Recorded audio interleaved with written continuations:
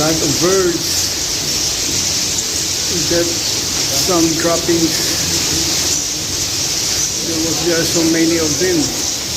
We could not see the nest because of the birds flying. Look at these birds. It's so many birds. Look at their nest. Look at their. Okay, there's a lot of birds. We disturbed the colony of them, but we need to harvest so that we can make a new nest. So by now we could not proceed yet because of there's a lot of birds.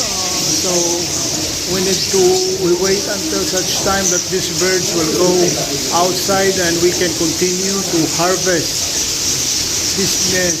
So because today is a schedule for their harvest.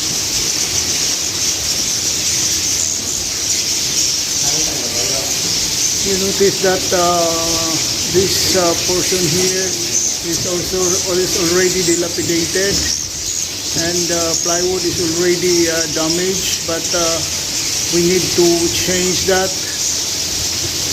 And it's almost more than 10 years since this building was built, and as you see, there's a lot of birds now. Look at the nest.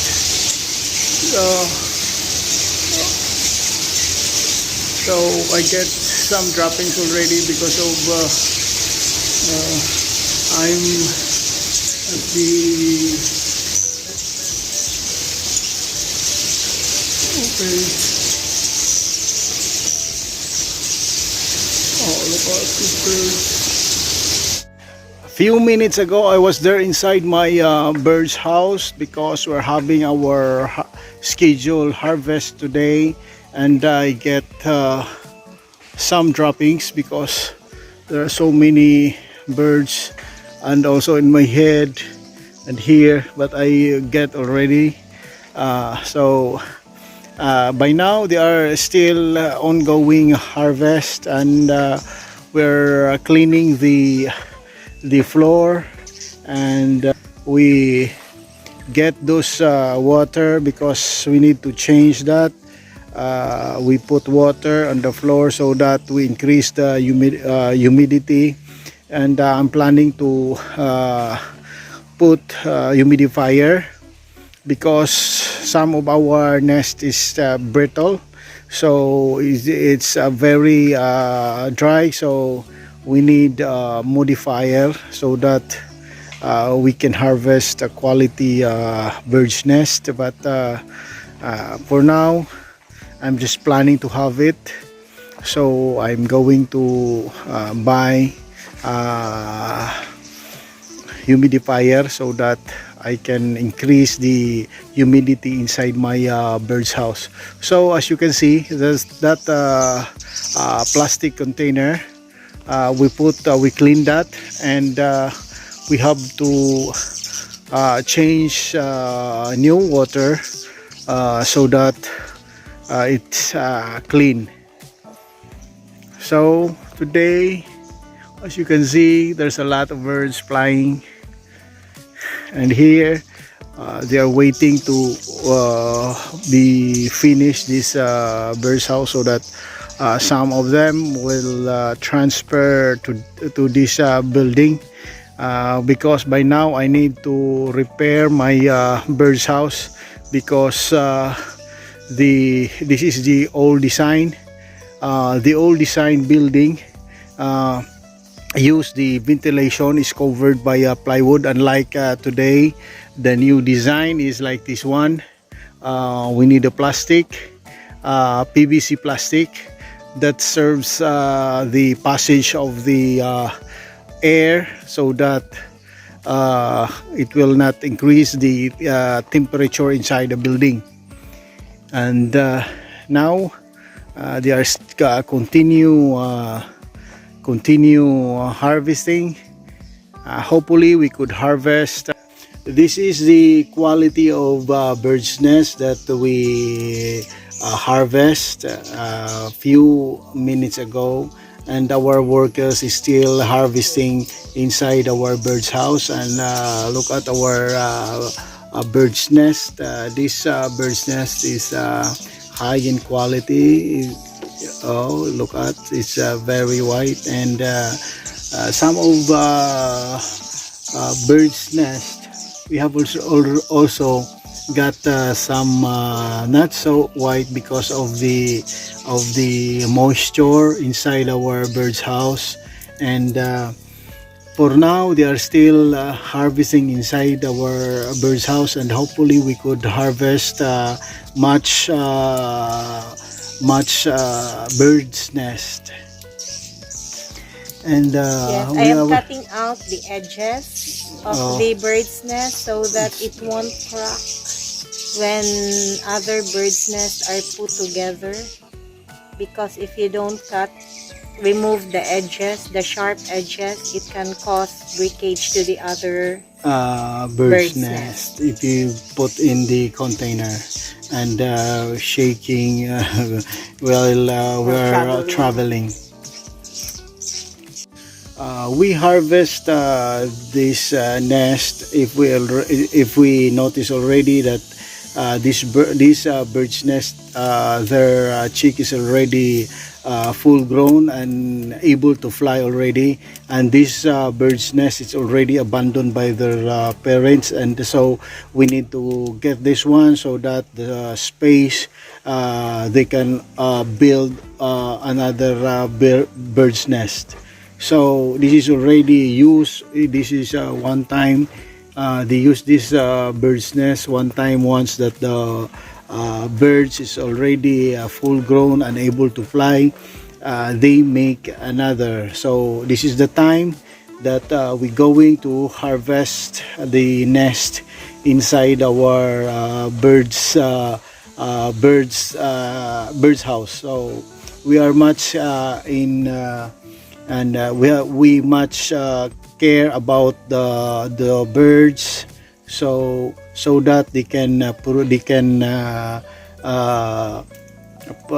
so that they can proliferate, and we can harvest more, and some of those young birds will transfer to our newly constructed building, and by now it's still ongoing, and hopefully we could finish that in a few months from now, and we're depending in our budget, so we are much also in hurry.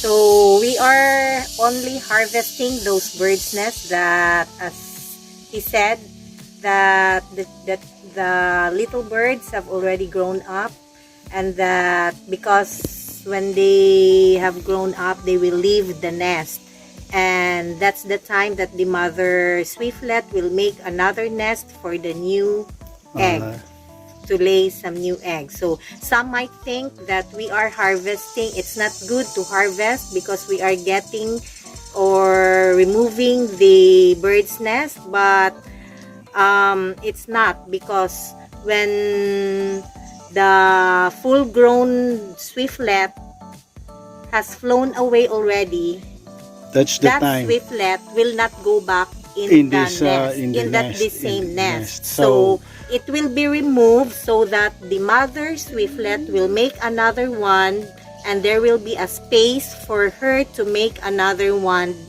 new bird's nest. New bird's nest. Inside our bird's house, we have thousands of nests, but we get the nest already that it's already abandoned, and so that some of those nests have their chick and eggs. We did not get that nest because we clarify this because some of our subscribers think that we get the nest even if it is if it have eggs or a baby. We don't get that We because that baby will turn it into to a big to swiftlet, swiftlet, and then and that it will produce produce another bird's nest. So years ago, maybe 8 years ago, or more than 10 years ago, there were only few No. swiftlets Ah. inside our bird's house, but In- now it has proliferated into thousands thousands in of numbers. birds' nests. I started that. I import birds from Malaysia. I've got only 20 heads,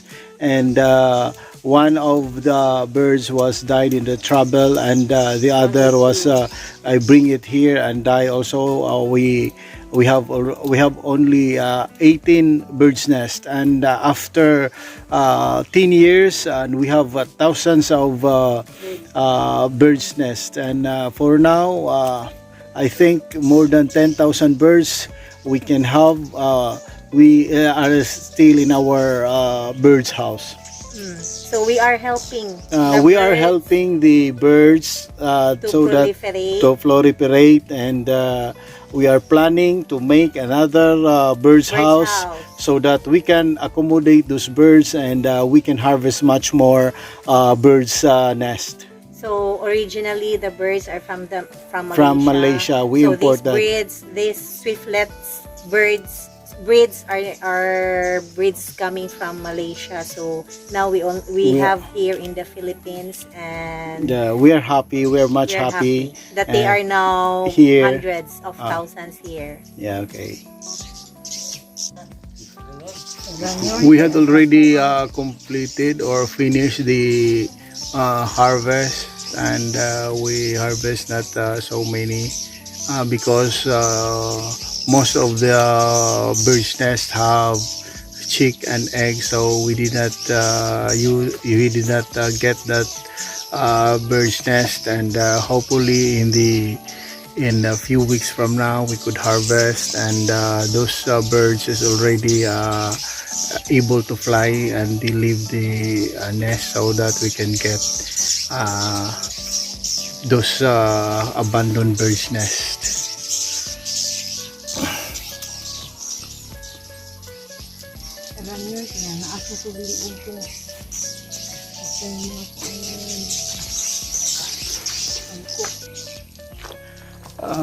Thank you so much, guys, for watching Paramount Swiftlet Farm here in the Philippines. We are now going home because we already harvest our bird's house, and we did not get much bird's nest today, this harvest, and hopefully in the next harvest we can get some mini bird's house, a bird's nest. Thank you for watching Paramount Swiftlet Farm.